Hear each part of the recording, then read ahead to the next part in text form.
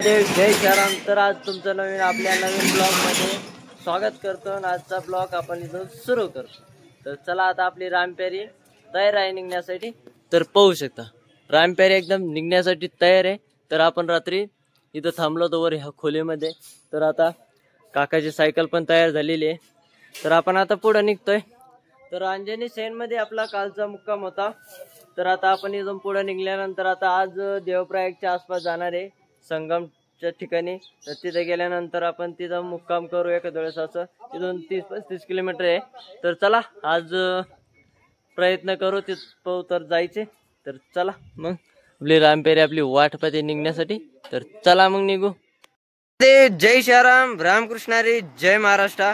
तर तुमच्या संग कोण बोलतय? मराठी माणूस बोलतोय मित्रांनो। तर मराठी माणूस सकाळी होता कुठं?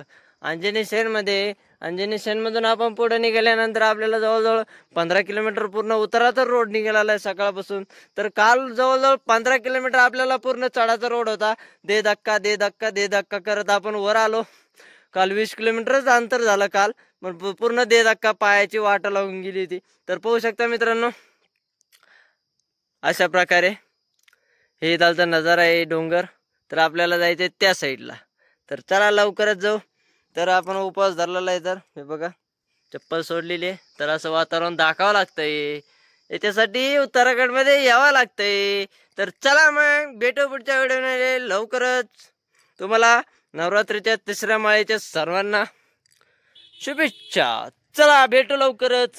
तर मित्रांनो आपण आता देवप्रयाग मध्ये पोहोचलो आहे। तर आता आपण शिळेने खाली चाललोय पाहू शकता।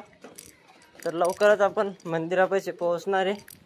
तुम्हाला संगम दाखवणार आहे, अलकनंदा, भागीरथी, त्याच्यानंतर गंगा। तर चला लवकरच। हे बघा आता खाली लवकरच जातोय आपण। भरपूर खाली आहे मित्रांनो संगम स्थान। तर आता आपण खाली चाललेलो आहे शिड्याने। तुम्ही पाहू शकता गोमाता की जय। बघा रघुनाथ मंदिर मार्ग आहे। तर चला लवकरच। तर मित्रांनो पाहू शकता या साईडना भागीरथी मैया आणि या साईडना अलकनंदा, या दोन्ही नदीचा। तर मित्रांनो हे आहे भागीरथी आणि हे आहे अलकनंदा, दोन्हीचा संगम झालेला आहे इथं। तर पाहू शकता पुढे गंगा नदी तयार झालेली आहे। हीच गंगा नदी हरिद्वार मध्ये जाते मित्रांनो। तर चला मग आता मस्तपैकी स्नान करून घेऊ एकदा। भगवान का संकल्प हमें संकल्प कर सकते हैं यार, हम ही करेंगे। विश्व में आए भगवान का भगवान स्वयं विश्व का नबी है। हम तो यहाँ का आचार्य है।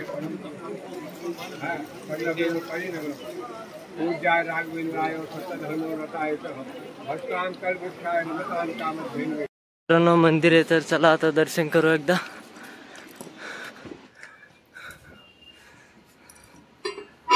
जय श्रीराम। तर मित्रांनो पाहू शकता एकदम भारी मोठं मंदिर आहे, केदारनाथ सारखं मंदिर आहे मित्रांनो। हे बघा रघुनाथ मंदिर आहे अशा प्रकारे। तर मित्रांनो गरुडजी आहेत त्यांचं पण दर्शन घ्या एकदा। तर मित्रांनो पाहू शकता एकदम जुनं पिंपळ आहे। तर या साईडला वडाचं झाड आहे पाहू शकता एकदम जुनं। तर या ठिकाणी पाहू शकता मित्रांनो हे बघा अशा प्रकारे। तर हे बघा या साईडला महादेव मंदिर आहे, आदि शंकराचार्य।